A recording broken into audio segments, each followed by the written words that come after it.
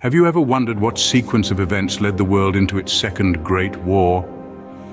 Let's take a journey back in time to the close of the First World War.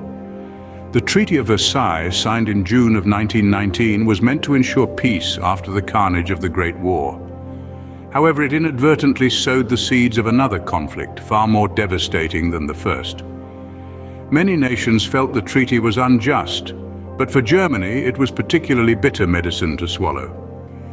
The treaty placed full blame for the war on Germany, burdening them with crippling reparations and territorial losses. These harsh conditions stirred a deep resentment within the German populace. It was in this cauldron of discontent that a demagogue found his voice and rose to power.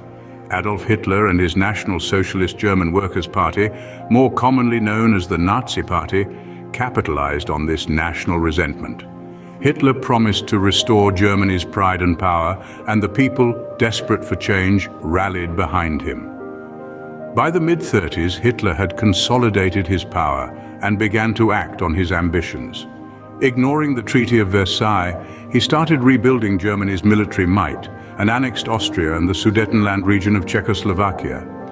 The world watched, but chose to appease rather than confront Hitler, hoping to avoid another war. However, Hitler's ambitions were not to be contained. On September 1st, 1939, German forces invaded Poland. This blatant act of aggression was a step too far. Britain and France, Poland's allies, declared war on Germany 2 days later. Hitler's gamble had failed, and the stage was set for the deadliest conflict in human history. And so, with the invasion of Poland, the world was once again plunged into a great conflict. The war was a series of interconnected events, each crucial in shaping the course of history. Let's delve into some of these significant moments and turning points in chronological order, starting with the fall of France. In June 1940, Germany launched a blitzkrieg, a lightning war against France. The swift and brutal assault took the French and their British allies by surprise.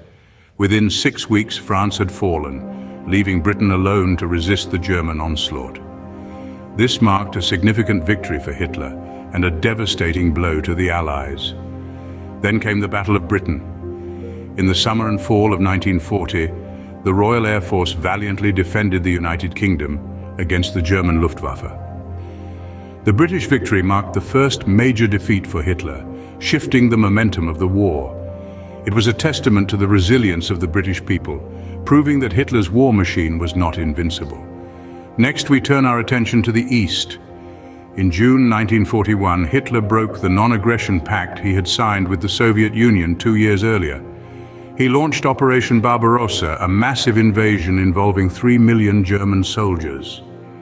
This act expanded the conflict to the Eastern Front and marked a critical turning point in World War II.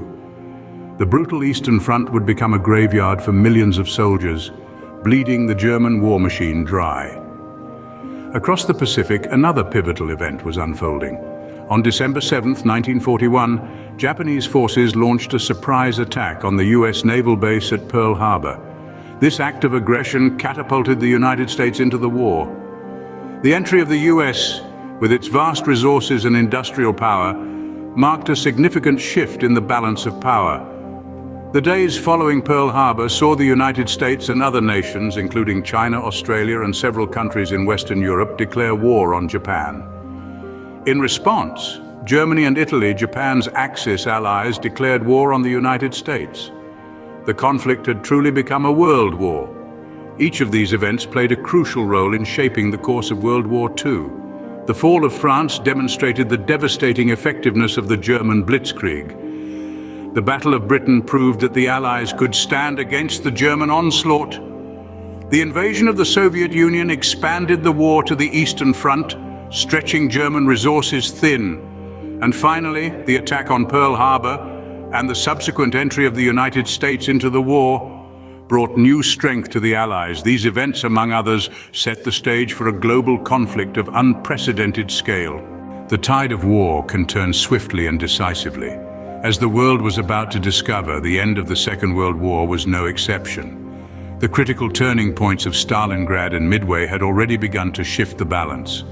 Stalingrad, a battle of attrition in the bitter Russian winter, marked a significant defeat for Hitler's forces. On the other side of the globe, the Battle of Midway decimated the Japanese fleet, tilting the naval balance in the Pacific towards the Allies. But the war was far from over. On June 6, 1944, a date now etched in history as D-Day, the Allies launched the largest amphibious assault in history on the beaches of Normandy. This bold move opened up a new front against the Nazis, hastening their downfall. As the Allies advanced, the Nazi regime began to crumble. By early 1945, the Red Army had entered Berlin. Hitler's bunker became his last stand, and his death marked the fall of Nazi Germany. Yet the Pacific theater still raged on. The Allies, looking for a swift end to the war, made the fateful decision to drop atomic bombs on the Japanese cities of Hiroshima and Nagasaki. The devastation was unimaginable. In the face of such destruction, Japan announced its surrender on August 15, 1945. The formal signing of the surrender document took place aboard the USS Missouri in Tokyo Bay on September 2nd. This momentous event signaled the end of the most devastating conflict in human history. With the surrender of Japan in September 1945, the world could finally breathe a sigh of relief. The Second World War had come to an end, but what does a world look like after such a devastating conflict? In the aftermath of World War II, the global landscape was irrevocably altered. The scars of battle were etched deeply into the fabric of many nations, and the task of rebuilding from the ashes was monumental. Yet from this chaos and destruction, two nations emerged as superpowers, the United States and the Soviet Union. The United States, largely unscathed on the home front, was buoyed by a booming economy. It became a beacon of democracy and capitalism, wielding its influence across the globe. The Soviet Union, on the other hand, had paid a heavy price in blood and treasure. However, it emerged with a vast sphere of influence, stretching from Eastern Europe to Central Asia, and became the standard-bearer for socialism and communism. This stark ideological divide set the stage for the Cold War, a tense and enduring confrontation that would shape global politics for the better part of the second half of the 20th century. It was a war of words and ideologies, of espionage and proxies, that brought the world to the brink of nuclear annihilation. In a bid to prevent another catastrophic global conflict, the United Nations was established. This international organization was designed to foster cooperation and dialogue between nations, to resolve disputes peacefully, and to promote human rights and social progress. Simultaneously, a wave of decolonization was sweeping across Africa and Asia. Empires crumbled, and new nations were born. The map of the world was being redrawn, and with it, the balance of power was shifting. The process was often fraught with conflict and tension, but it heralded an era of self-determination and national identity for many peoples.